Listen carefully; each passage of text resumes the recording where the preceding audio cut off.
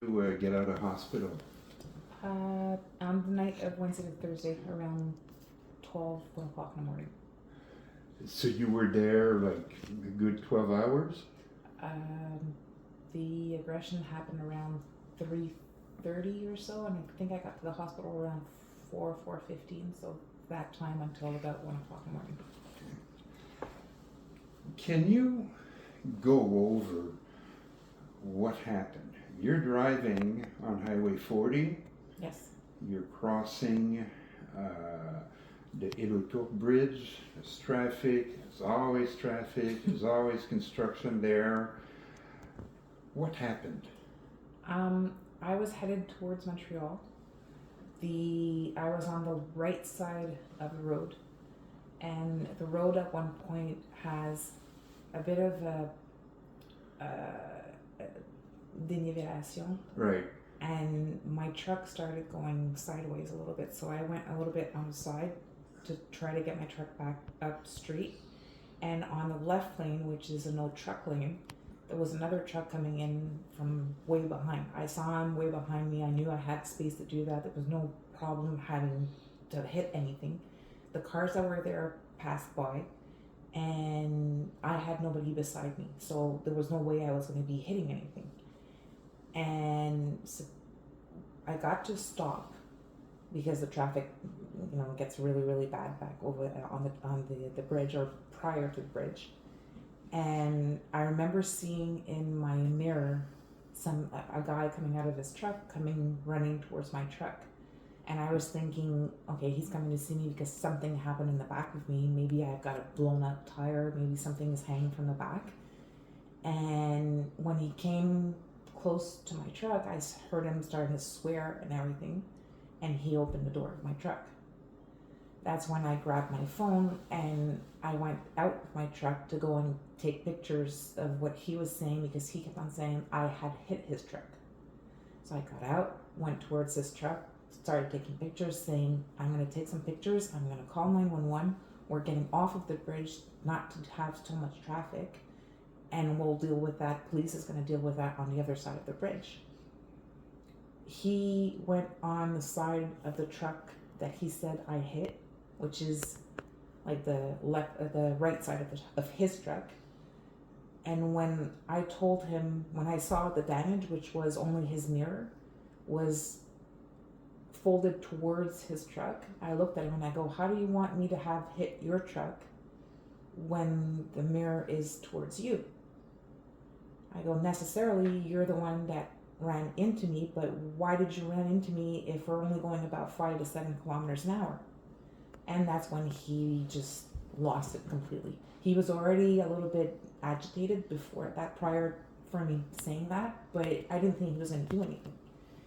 And at that point, he was starting to get very, very verbally aggressive. He was already calling me names, really bad names. I told him 4 times to get away from me. The third time, I do remember me standing straight and saying, it's enough, get away from me. And the fourth time, his nose touched my nose. And that's when I took 2 of my fingers and I went to push him away from him. And the only thing I remember is getting hit. And hit so hard, I just lost everything. Like, it went black, it went numb. I couldn't hear anything. My ears just started ringing really, really, really hard. And I've got a blackout. I don't remember how much time I was on the ground. The hit was like, it was like the videos that you see about with those big guys that are doing competitions of hitting themselves in the face, like those weird competitions. It was the same thing that I felt. Where did he hit you? My face. With his fist? I don't know if it's fist or his open hand, but my jaw went sideways. I couldn't open my jaw anymore. I couldn't talk. I couldn't say anything. Everything was shut together.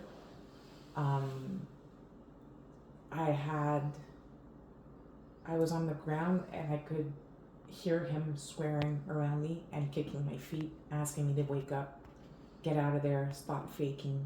You're doing all of this for the show. you're useless, you're like bad words I don't want to be repeating, but like I remember those words. And I remember the words going further, coming back closer. So I guess he was, walking around because I couldn't see anything. I remember it was raining. I remember I had nobody around me. I remember the construction workers in the back saying that they couldn't pass over the cement divider. wall divider to come and help me because of regulations that they have. And I do remember a lady that came running or walking, whatever, towards me. She spoke English. She said, I can't do much. Well, what can I do to help you? And that's when I asked her, please call my husband and tell him what's going on. And try to see if somebody's calling 911. And she asked somebody, is somebody going to help her? Can somebody get this guy away from her? And can somebody call 911? Then I remember guys talking like further away, talking to this guy, trying to get him to calm down. He was flipping out with them and he wanted to get into it with them. I can't remember all the words because like there's blackouts in there. I remember the captain from the fire department on top of like his face on top of me and saying, "Ma'am, we're here to help you," and him putting the oxygen on me, and then it's a blackout. I've got a big black area where I remember being in the ambulance and I've been at the hospital, but there's parts that it's just I'm trying to remember. I can't. Once you were able to wake up in hospital, what did doctors tell you regarding the injuries you suffered? I was in the hospital and it took a while before like I was able to talk with my mouth shut, but I was able to talk with the ambulance, the two girls that were there, the two technicians that were there. It took a good 2.5 hours to 3 hours before I saw someone. Then I had a doctor that came to see me. He wanted to have a CT scan done on me. I was put in a bed for about 6 hours, 7 hours. So waiting to get the CT scan and get radios of my shoulders and my neck. The doctor said I had a really hard head, and I was lucky. They gave medication to relax all the muscles in my face so I could get my jaw to reopen. Is one of the reasons why I can actually speak properly, but it's very painful on the other side. I've got contusions everywhere, like they can see in the scans from the inside. I've got head concussion. I've got contusions to my face on the side here inside. I've got 2 sprains to my shoulders, and I've got neck whiplash. Did you speak to police in this? One police officer came to see me at the hospital to take my deposition. Parce que j'aime pas ça faire un seul fichier, je préfère avoir plusieurs petits 5 minutes qu'un une grosse demi-heure. When you met police, what were you able to tell them? What I remembered, the few things that were like really fresh into my mind about what the guy was doing around me. The fact that I remember being scared, not being able to get up, not being able to get out of the way, not knowing what's going to happen to me, and that nobody was around me to help me. I felt completely helpless. As a woman trucker, do you feel that this is a trade where women can be at risk when dealing with other macho truckers who think that using violence and their fists is the way to solve things? It can be. It can be. It shouldn't be a problem, but it is.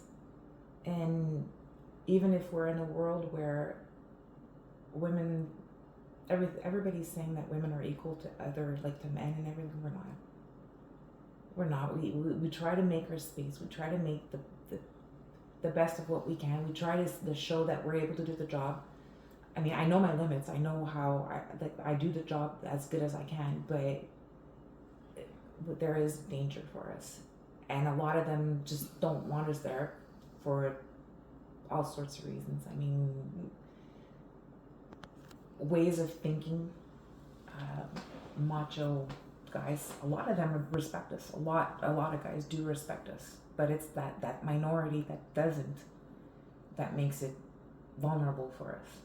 And working alone is one of those things that it has to change. Not the fact that we work alone that has to change, but the way that people see us has to change.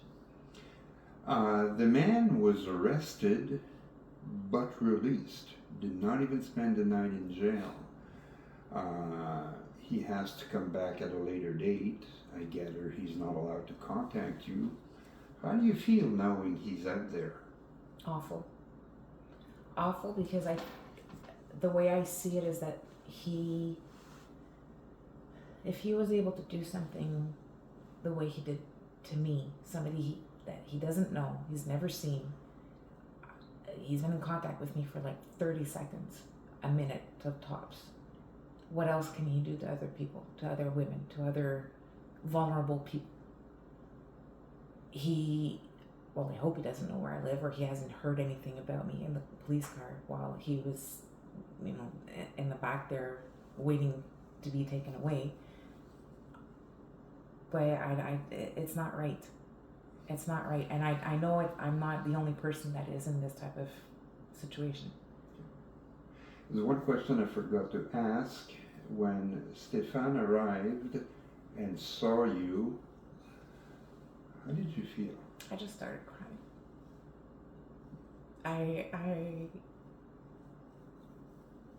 I just wanted to have somebody with me. And it made you feel good. That Safe. single voice. Safe. You glad he was there for you? Yeah. All right. Ce que je vais faire maintenant, c'est que je vais poser une couple de questions à Stéphane.